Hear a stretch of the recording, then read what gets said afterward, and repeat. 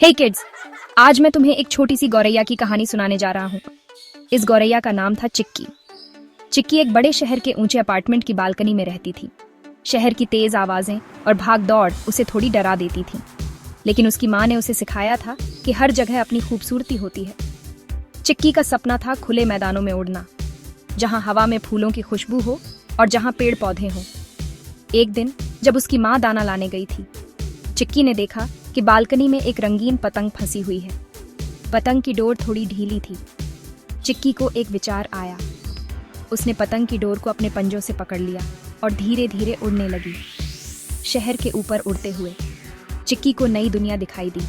उसने देखा कि नीचे गाड़ियां चींटियों की तरह रेंग रही थीं और पार्क हरे भरे कालीन की तरह दिख रहे थे।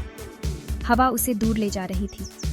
अचानक पतंग ने तेज हवा पकड़ी और चिक्की को शहर के बाहरी इलाके में ले गई।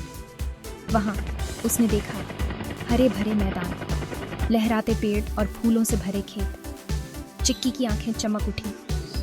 उसने पतंग की डोर छोड़ दी और आजादी से उड़ने लगी। उसने फूलों के ऊपर मंडराया, पेड़ों की शाखाओं पर बैठी और हवा में कलाबाजियां खाईं। वह इतनी खुश थी जितना पहले कभी नहीं थी। शाम होने लगी तो चिक्की को अपनी माँ की याद आई। उसने शहर की ओर उड़ान भरी। जब वह अपनी बालकनी पर पहुंची तो उसकी माँ उसका इंतजार कर रही थी।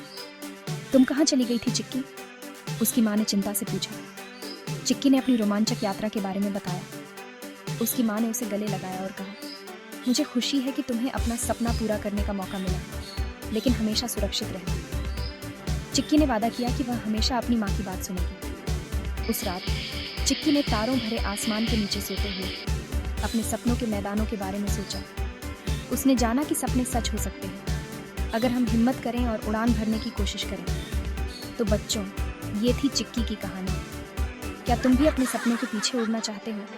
याद रखना, अगर तुम हिम्मत करोगे तो कुछ भी मुमकिन है। अगली बार फिर मिलेंगे एक नई कहानी के साथ।